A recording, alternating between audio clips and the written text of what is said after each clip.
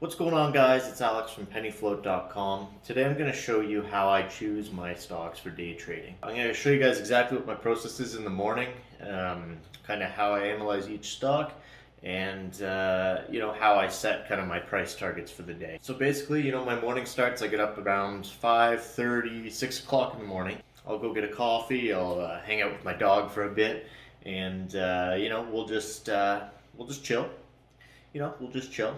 And then once I'm fully awake, around 6 to 6:30, I go up and I start analyzing my stock. Let's get into it, guys. Hope this is a good video for you. Leave a comment below if you have any suggestions for anything else in the future.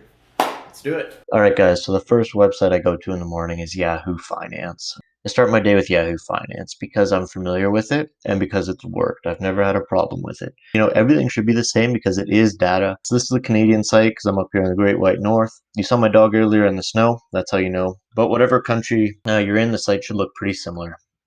So over here, my screeners, equity screener. That's the first place I go. This is basically what it just pulls up.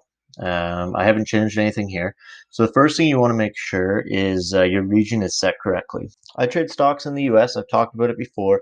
They're the most volatile stock. They have the best markets for day trading, in my opinion.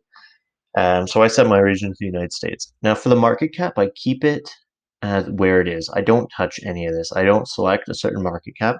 My strategy in day trading, I trade kind of lower price stocks, sometimes penny stocks, sometimes not. So I'm going to leave that blank, and we'll kind of narrow it down even further. Now price, intraday. So intraday means during the day price. I put in 20 cents. You could set this for whatever you want, 35, even, $40 if you wanted to. But for me, I do 20 cents. Anything less than 20 cents is absolute garbage, in my opinion. Some people would argue that anything, even 20 cents, anything under $5 is absolute garbage. I disagree with that. So that's why I set mine at 20 cents.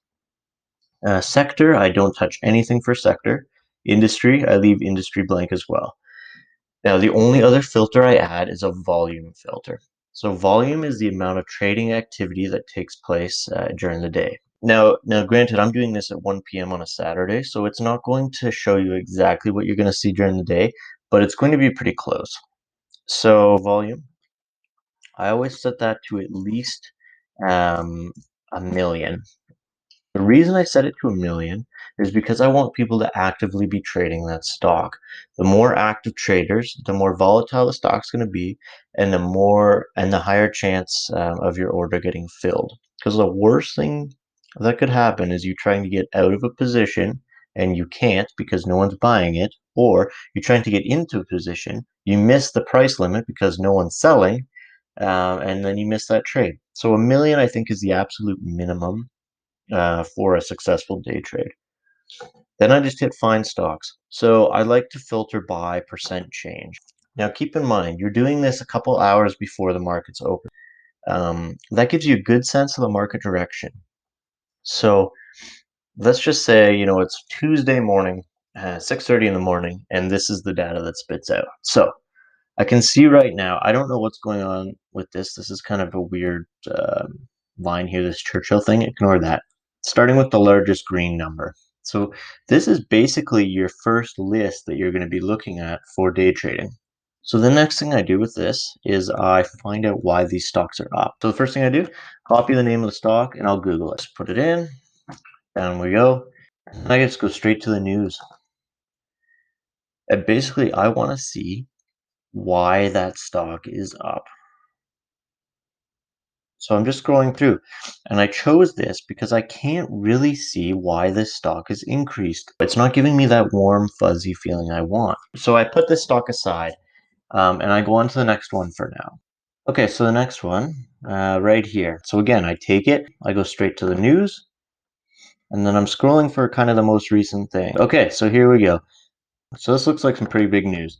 So that's a genuine reason for the stock price to be so high up. That's a stock we want to be trading throughout the day. So I'm going to put that on my watch list for the day. So let me show you an example of a bad stock to day trade. A couple days ago, the stock LAIX was on Yahoo. It was up like 100%. So of course, I'm looking at the reason, like we just did, the reason why that stock was up, because I want to day trade it, because it looks like a good stock. So I put it in Google.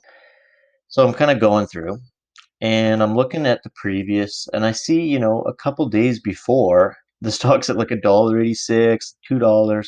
So that's setting off alarm bells for me, because there's a reason the stock was pumped so high up. So I went to news, increases 100% over pre-market. Why it happened? So there we go. Why it happened. So I'm going through, and immediately this pulls up. It appears to be a coordinated move on social media to drive the price up. If you're day trading this, the pump already happened. If you're not part of that coordinated pump in the first place, which I'm not condoning at all, but if you're not part of that pump in the first place, you're too late.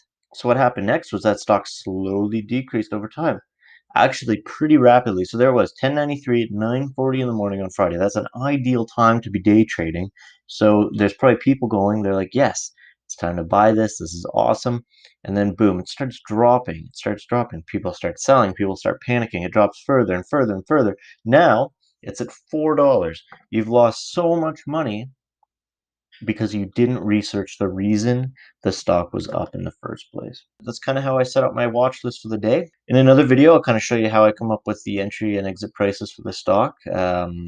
But I hope this is a good kind of entry-level video for you. So there we go, guys. I hope that helps you with your stock analysis in the morning.